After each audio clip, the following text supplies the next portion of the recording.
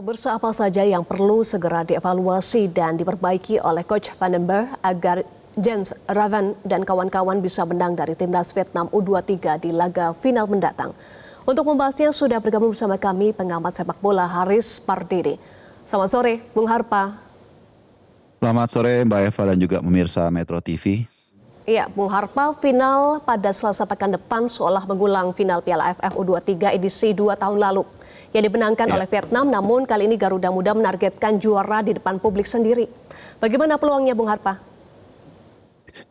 Ya, kalau kita lihat dalam perjalanan pertandingan di Timnas Indonesia di kejuaraan AFF U23 kali ini memang naik turun ya. Kalau kita lihat di awal-awal ya meskipun bukan lawan yang sepadan, Brunei Darussalam berhasil kita hempaskan 8-0.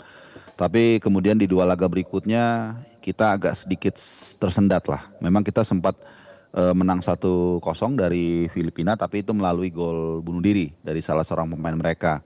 Kemudian di laga berikutnya saat kita menghadapi Malaysia juga demikian.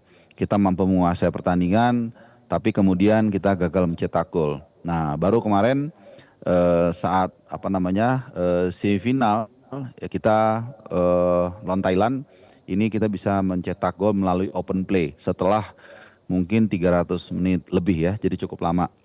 Jadi ada naik turun dalam 3-4 pertandingan terakhir. Dan yang pasti kita semua senang kita sekarang ada di final. Tapi betul, memang masih banyak pekerjaan rumah yang harus dilakukan oleh Gerard Van den Berg. Mengingat lawan kita ini bukan kaleng-kaleng juga ya. Vietnam ini salah satu tim yang sangat serius untuk menjuarai turnamen kali ini. Dan mesti diingat ya, secara klinikal atau secara ketajaman mereka patut diwaspadai. Total mereka sudah mencetak 7 gol dan itu hampir semuanya dari open play.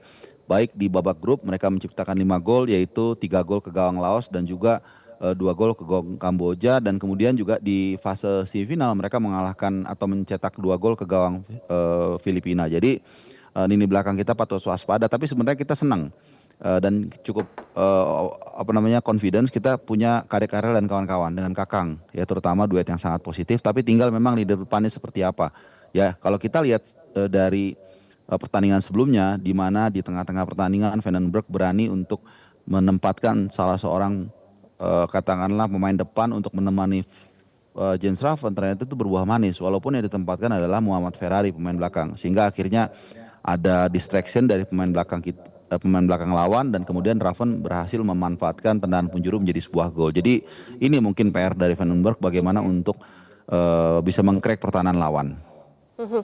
Iya. Anda sebut naik turun ya dalam 3 pertandingan dan masih ada pekerjaan rumah. Nah, soal pekerjaan rumah, apakah masalah finishing yang sebelumnya disebut menjadi masalah pekerjaan rumah masih menjadi masalah?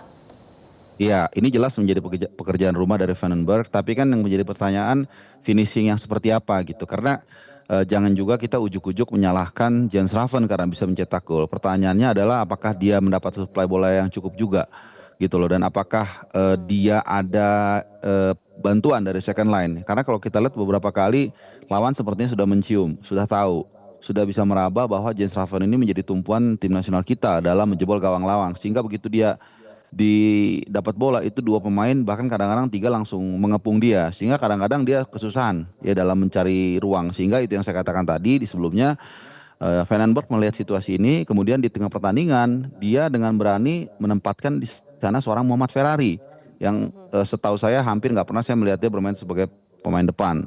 Dengan adanya Ferrari, kemudian ada konsentrasi yang terbelah di lini pertahanan dari lawan dari Thailand, dan kemudian Raven bisa agak leluasa dalam menyambut sebuah sepak pojok dan menjadi gol. Demikian juga Hoki Caraka, ya saya salah satu yang terus mendukung Hoki Caraka ketika dia ditempatkan di sisi kiri left wing, flank kiri dia cukup efektif ya. Walaupun kita juga harus berikan catatan juga kepada yang bersangkutan karena 2 kali dia kehilangan bola. Tapi saya pikir dalam sebuah kompetisi itu yang terpenting adalah bagaimana grafiknya, klimaks di ujung. Karena banyak cerita misalnya di Piala Dunia 2022 ya, Argentina juga kalah di pertandingan pertama lawan Arab Saudi tapi kemudian jadi juara. Jadi saya pikir saya optimis walaupun ini tidak mudah menghadapi Vietnam, nanti kita bisa meraih juara yang kedua kalinya, karena sebelumnya kita sudah pernah juga menjadi yang terbaik tahun 2019 saat itu mengalahkan Thailand 2-1 begitu. Oke, soal penguatan lini kedua, apakah ada potensi Vandenberg akan merubah formasi dari biasanya 4-3-3 ke 4-5-1 atau 3-5-2, Bung Harpa? Ya 4-3-3 kan kalau bertahan kan jadi 4-5-1 ya. Jadi flank kiri dan flank kanan itu akan turun. Sebenarnya kita tinggal menunggu Tony Firmansyah ya, karena kemarin dia nggak main itu simpang siur alasannya apa. Tapi intinya kalau Tony Firmansyah available, maka di sana dia atau Vandenberg akan tinggal berpikir apakah menurunkan Tony Firmansyah atau mungkin Dion, pemain PSS Sleman. Ini juga cukup bagus kemarin penampilannya.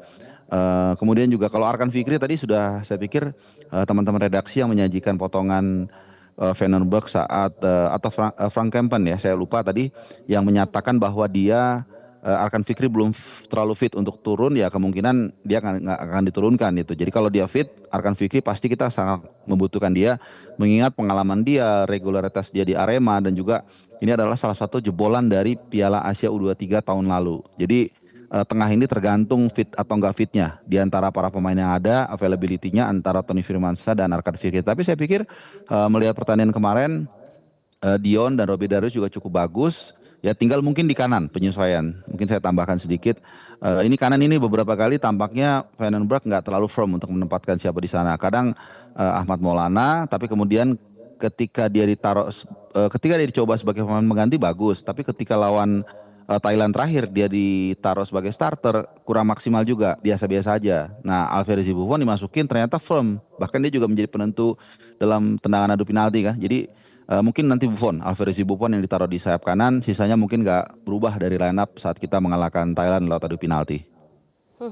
Soal availability pemain, ada 3 pemain yang terancam tidak bisa main di final ya. Jens Raven, Arkan Fikri, dan Tony Firmansyah karena cedera. Apakah akan mempengaruhi kekuatan Garuda Muda, Bung Harpa? Iya pasti, tadi kan 3 pemain yang disebutkan Mbak Eva ini kan 3 pemain yang sangat sangat penting ya dalam struktur permainan tim nasional U23 kita di AFF kali ini. Jens Raven ini juga jujur kita belum bisa update ya bagaimana, karena mungkin bukan mungkin, besok itu kan baru akan ada official training, lalu ada konferensi pers, biasanya nanti di situ akan ditanyakan, biasanya wartawan pasti nanya keadaan Jens Raven, terutama Jens Raven ya, karena kalau Arkan Fikri kan kelihatannya agak sulit ya untuk bisa dimainkan. Tapi Jens Raven ini kan menjadi salah satu ujung tombak kita ya, sejauh ini sudah mencetak 7 gol, 6 lawan Brunei dan 1 kemarin penentu lawan Thailand, penyeimbang. Jadi Jens Raven kemarin kan sampai bincang-bincang ya, kita semua yang nonton tahu kan. Jadi kita nggak tahu, mudah-mudahan Matias Sibo ini salah satu fisioterapi dari tim nasional 23, semoga bisa bekerja dengan baik dan membuat Jens Raven bisa tampil sejak menit pertama. Tapi kalaupun nggak ya mungkin katakanlah dia main dari babak yang kedua kalau dibutuhkan, ini juga salah satu opsi juga. Dan kalau misalnya nggak bisa juga ya apa boleh buat ya, mungkin di sana ada Hoki Caraka. It's time for him to prove that kritik yang diarahkan kepada dia salah, karena kemarin seperti yang saya katakan tadi, ketika dia ditampilkan juga lumayan kok, bahkan dia juga punya mentality yang harus kita akui sangat sangat luar biasa saat mengambil penalti. Dia penendang kelima. Kalau masuk itu hanya lanjut, kalau nggak masuk kita kalah, dan dia berani, dia melakukan tugasnya dengan baik dan kelihatan sangat tenang. Jadi untuk Vandenberg nggak ada alasan. Artinya kalau ini cedera jadi kita nggak bisa menang, nggak. Seorang pilot harus justru bisa lebih keluar inovasinya dan improvisasinya ketika ada masalah seperti ini. Oke, Anda sebut tadi mendukung Hoki, apakah artinya sudah saatnya percaya pada Hoki Caraka untuk mencetak gol jika memang Jens Raven absen? Ya, sebagai sebuah tim kita harus seperti itu. Ya kebetulan kemarin juga saya baru main bola ya. Kemudian kalau ada satu pemain yang mungkin kurang fit atau mungkin dia cedera, kita gantikan, ya itu harus kita percaya, nggak bisa enggak. Sebuah tim itu kolektif ya, kita mesti paham sepak bola itu permainan kolektif. Jadi kita harus percaya dengan satu tim kita. Dan kenapa mereka dipilih sejak awal kan karena mereka punya kemampuan yang kita anggap bisa mengisi kekosongan ketika ada pemain utama tidak bisa tampil dengan alasan apapun, apakah cedera, akumulasi kartu atau apapun itu, atau bahkan turun penampilannya.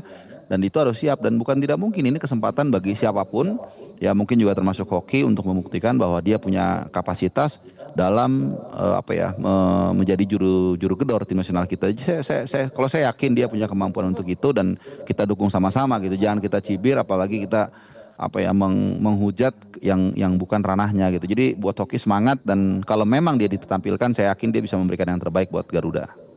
Oke, tadi catatan Anda berbagai catatan termasuk menguatkan lagi lini kanan, kemudian apa lagi yang harus diantisipasi oleh Jeroen van den Berg untuk menghadapi atau mengantisipasi permainan Vietnam yang cenderung menyerang? Ya, kalau kita lihat permainan Vietnam saat menghadapi Filipina, ini kelihatannya mereka akan banyak main-main bola-bola atas ya. Ini salah satu andalan mereka, jadi ini mesti kita waspadai. Meskipun memang sebenarnya Garuda di jantung pertahanan itu punya duet back yang sangat padu ya, dan bukan tidak mungkin ini suatu saat akan mengisi tim nasional senior kita. Kita nggak pernah tahu, ada Kadek Karel dan juga ada Kakang Rudianto, dan juga di kanan akan diapit oleh kemungkinan besar Alvarez Buffon. Nah di kiri ini nggak tahu ke siapa, karena kemarin coba diturunkan Frankie Misa, menurut saya biasa aja gitu. Bukan tidak mungkin Doni akan turun ke belakang, karena Doni punya kemampuan dalam bertahan dan juga menyerang. Jadi bola-bola atas Vietnam ini harus waspada, dan yang pasti kecepatan ya. Vietnam dalam 5, 6, 7 gol yang mereka ciptakan di turnamen ini, kalau kita lihat banyak juga unsur kecepatannya. Jadi perpaduan antara kecepatan dan bola-bola atas ini yang saya pikir sudah dipelajari oleh tim kepelatihan dari Gerard van den Berg. Ketum PSSI Erick Thohir menyatakan timnas Garuda Muda jangan takut keras hadapi Vietnam. Bagaimana permainan keras yang dimaksud oleh Erick Thohir dan menerjemahkannya dalam permainan atau laga final pada Selasa pekan depan? Iya, saya pikir ini ranahnya pelatih ya sebenarnya ya, dan saya juga nggak ngerti apa yang dimainkan. Kita harus keras juga. Menurut saya kita justru membiarkan lawan aja bermain keras. Kalau perlu kita yang memancing lawan itu bermain kasar kalau perlu. Dan ingat sebelum eranya saat eranya Per Hang Seo, kita itu sering kalah karena kita terpancing emosi. Gitu. Par Hang Seo tahu betul karakter orang Indonesia. Sebelum pertandingan di konferensi pers bikin pernyataan yang bombastis ya, pancing sedikit emosinya langsung kebakar ya. Kemudian platform bola itu mengangkat quotationnya, pemain baca di lapangan udah langsung emosi duluan, belum main, dan akhirnya rusak. Nah tapi kan kemudian di eranya Trosier itu tidak terjadi, dan kemudian kita bisa mengatasi itu dengan baik. Kita masih ingat di Piala Asia, kebetulan saya juga hadir di Abdullah bin Khalifa saat itu, bagaimana pemain kita itu saat itu dilatih oleh pelatih Sintayong itu tenang ya, tenang sekali, tidak terpancing lawan melakukan provokasi. Bahkan kita membuat akhirnya Vietnam melakukan kesalahan dengan menarik jersinya atau bajunya Rafael Struijk, dan kemudian kita mendapatkan penalti yang dieksekusi saat itu oleh Asnawi. Pun di 2 pertandingan home and away di round 2 kita juga bisa memenangkan pertandingan 1-0 di GBK dan juga 3-0 di Midin. Kenapa? Karena kita justru tidak bermain kasar atau tidak bermain terlalu keras. Ya, jadi biarkan lawan yang justru bermain keras, bermain kasar untuk kita mengambil keuntungan tersebut. Ini yang pasti perlu ditekankan. Yang jelas Vietnam ini bukan lawan yang main-main, lawan yang punya kapasitas dalam segi materi, organisasi permainan, dan juga yang tadi itu cywar. Jadi kalau saya justru malah kita kalau bisa kita dikasarin ya, jadi biarkan Vietnam untuk bermain mereka provokasi, kita jangan terpancing. Itu yang saya pikir menjadi modal bagi para pemain. Terakhir, yakin nggak Indonesia juara dan prediksi skornya berapa? Singkat saja. Jujur 50-50 ya Mbak. Jadi 50-50. Kalau feeling saya sih mengatakan ini satu sama waktu normal atau seri, dan kemudian nanti perpanjangan waktu atau penalti, adu penalti. Mudah-mudahan kita bisa menang untuk yang kedua kalinya di ajang ini. Oke, amin. Kita doakan ya yang terbaik untuk Garuda Muda. Terima kasih pengamat sepak bola Haris Pardede sudah bergabung bersama kami di Metro hari ini. Pemirsa, kita jeda dulu, kami akan kembali dengan sejumlah informasi lainnya untuk Anda.